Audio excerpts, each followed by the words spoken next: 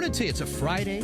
Happy to talk Fridays at this time now with 35th District Representative Dan Griffey. And Dan's brought in a great guest as well, one of the constituents, and we've had him on the air as well over the last couple of years. Dan Griffey and Travis Couture this morning. Good morning, guys. Good morning. Very nice to see you both and talk with you about things that are going on. First, Dan, give me some updates on some things that you're working on, especially one of the bills that you're been working very hard on over the last session and this session as well. It's 1155. Yeah, that bill would remove the statute of limitations on sex crimes. I know that on felony sex crimes, very egregious crimes.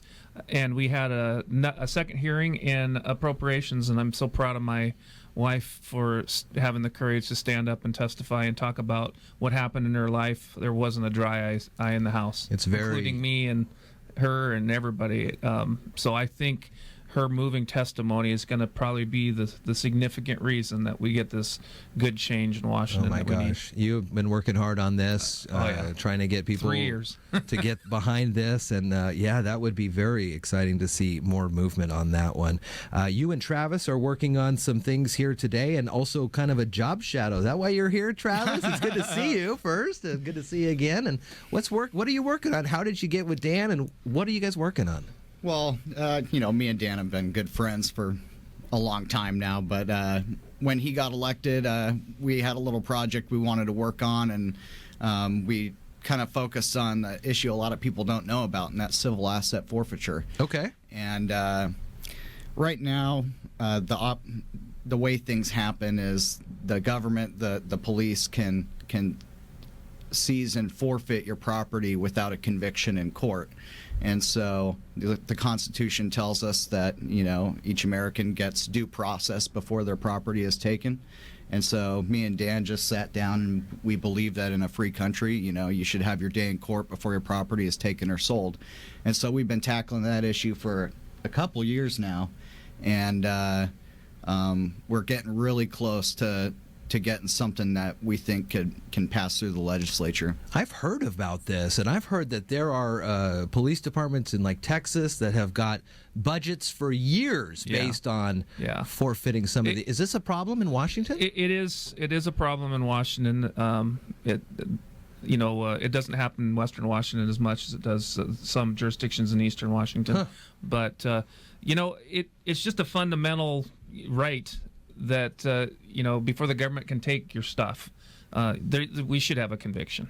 We just should. Now, the bill idea that Travis and I are working on, we put protections in there that said, if for some reason somebody didn't get a conviction, say on a mobile drug lab, well, the government's going to seize that, right? They're going to seize those type of things, but. We just really believe that, you need to have a conviction. So we want to change the statute to say criminal assets forfeiture instead of civil assets forfeiture. It's going to be an uphill battle, but I'm glad he wanted to tackle it, and I'm glad to tackle it. Yeah, Washington has, I think it's Cato that ranks Washington among the lowest of all 50 states. It gives it letter grade, so Washington's actually a D-. Wow. So it's actually worse than Texas.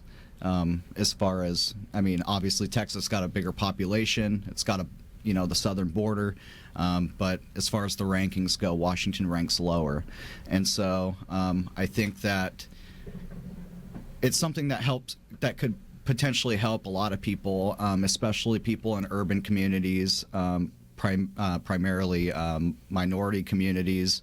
And amongst poor people. There's a story about a guy from Washington State who was about to go to college, had saved up tens of thousands of dollars to go to college. He got busted, but then was cleared in court, but still never, his money was stolen and forfeited, and he never actually got it back. So where does that show up?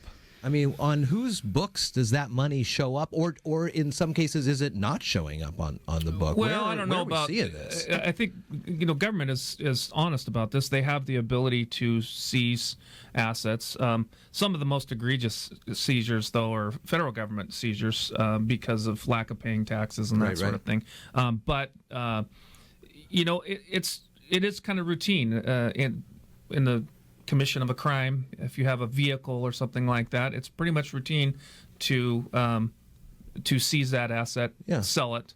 And I don't think there's any shadow cover up of it. It's open, it's legal, and we both believe that we should get conviction, criminal assets forfeiture, delaying before you seize that asset is a good constitutional principle and a protection for the citizens, and it just means we're delaying the government's ability to do it.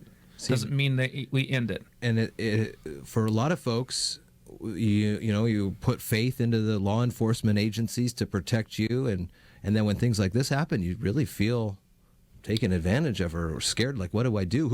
Who am I going to talk to? Because normally I'd call the cops if something like this happened. Yeah. Well, me and Dan felt like we saw, we're not blind. We see a lot of the things that are going on nowadays between the community and the police. I mean, me and Dan support the police, very heavily, and but we also decided to listen and see where we can maybe make a difference to make the relationship between the police and the citizens even better. And so we think that we struck a good place right in the middle with a good issue. Is this a working House bill? It's got a number attached to it? No, it doesn't. We don't have a House bill this year. Working on this. We're still working on language, and we might drop it next year. But I really want to be clear: this is not an anti-law enforcement issue. I believe law enforcement, does a hard job, and they're following the rules. And that's fine. But we want to change the rules just a little bit to get a little more protections. Very good.